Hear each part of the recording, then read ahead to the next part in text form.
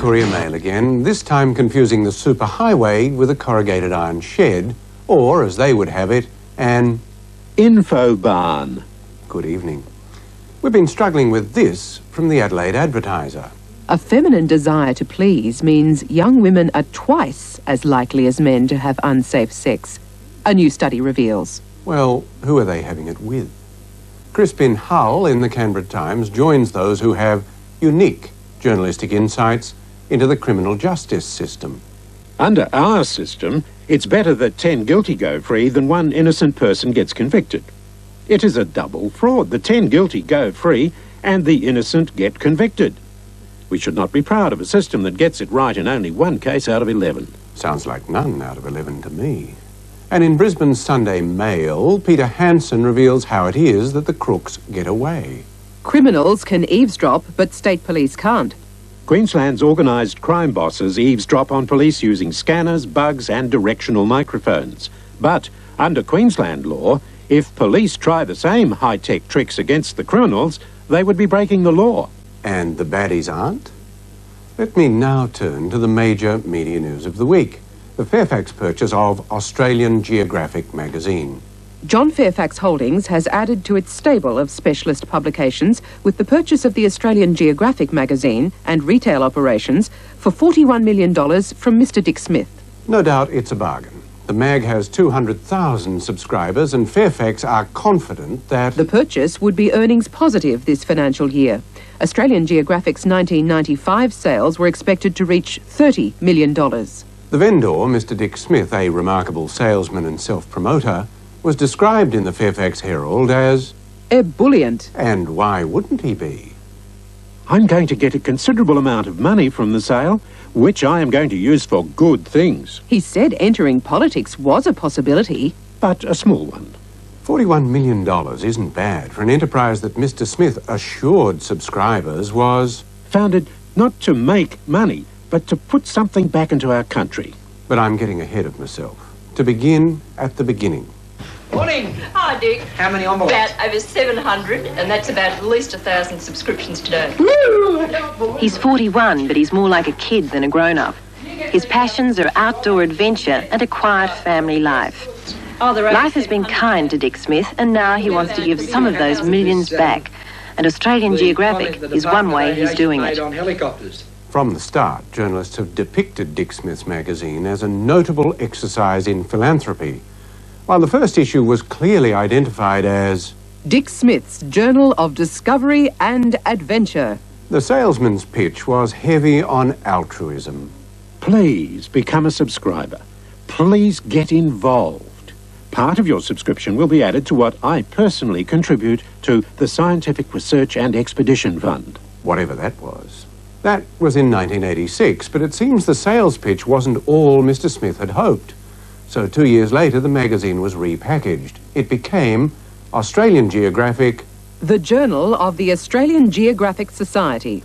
While it was still published by Mr. Smith's company, which he told me belongs to him and his wife, it was now the Journal of the Australian Geographic Society. And in this 1992 newsletter to the members of the Australian Geographic Society, Dick Smith made no secret about what he thought of Fairfax. The Sydney Morning Herald published a destructive article about our journal. That is, the Society's journal. Full of untruths and obviously written with the express purpose of doing as much damage as possible.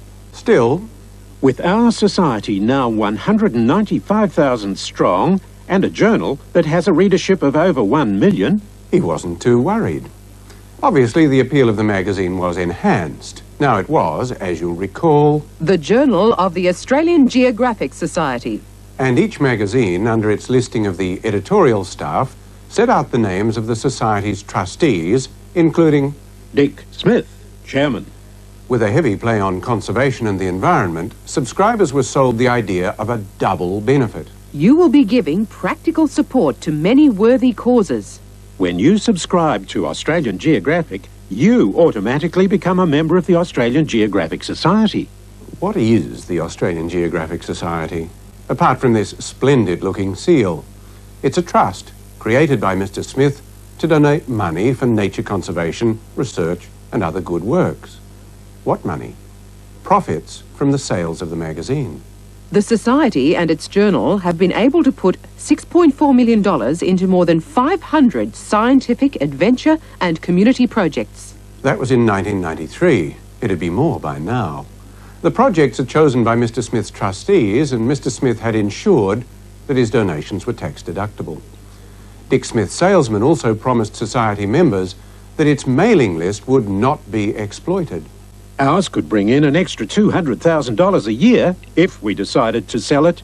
But be assured that we will not do this. Except to Fairfax.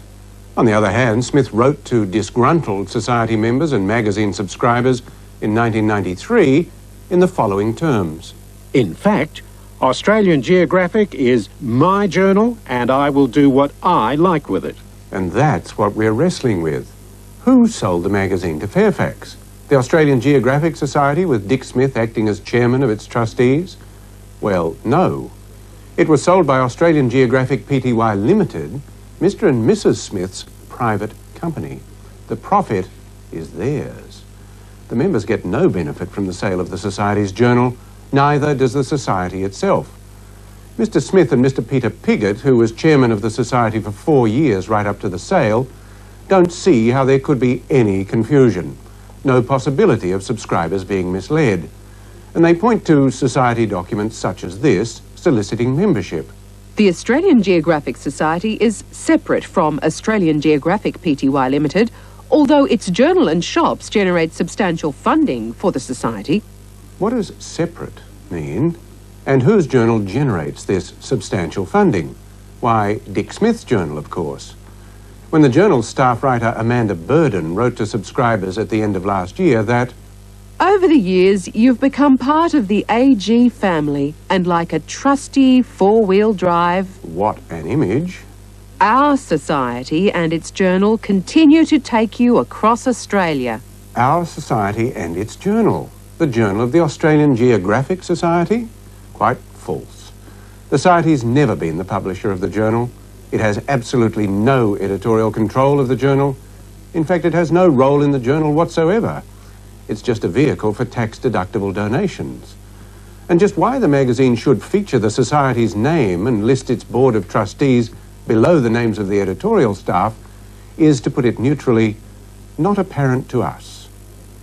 In the past, subscribers have been promised that the magazine will fund the Society. Smith's camp concedes Fairfax have made no such promise for the future. Why should they?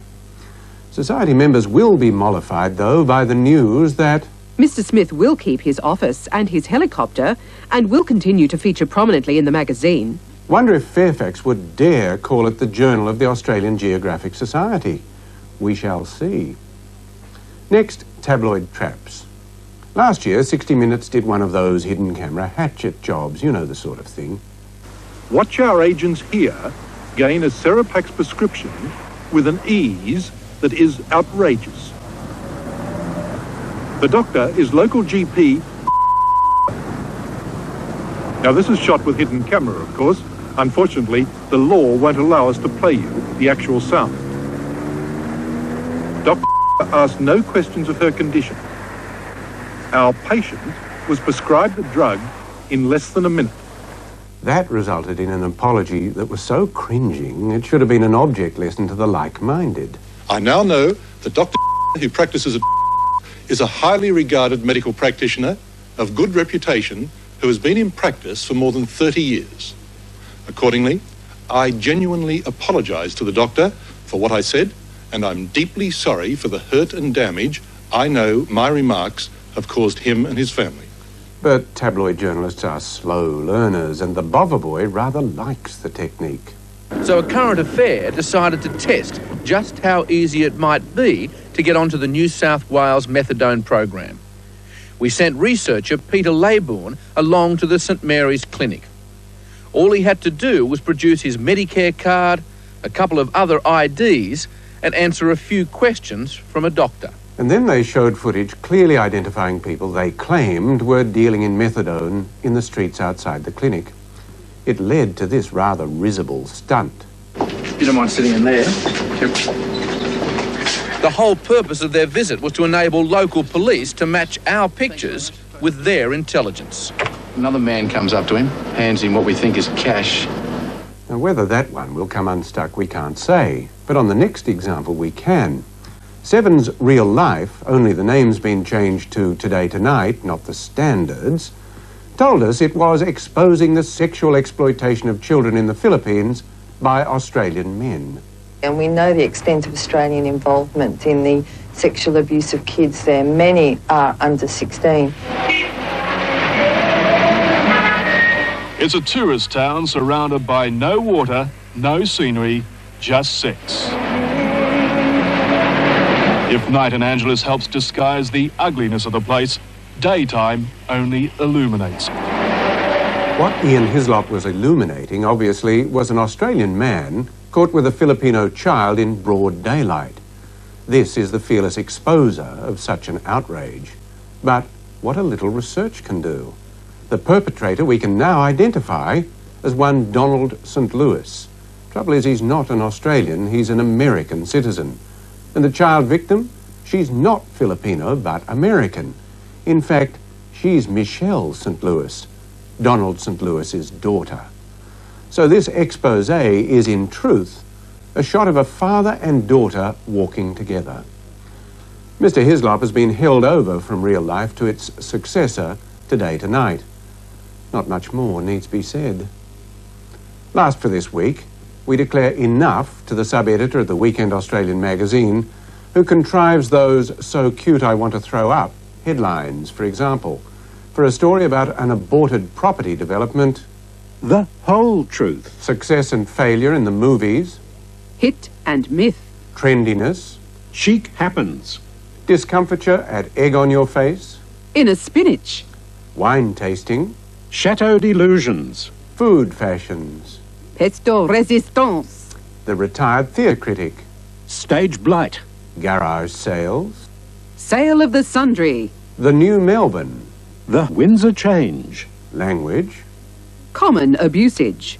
dentists, Natural-born drillers. selling wine, Poetry in promotion. and last, the year of the boar. The pig time. And now I need to wash my hands. Good night to you. Tonight, join Maxine McHugh and Max Walsh for the latest news and issues affecting the world of business. The Bottom Line, tonight at 10:35. Coming up after a news update, the comedy series Bottom.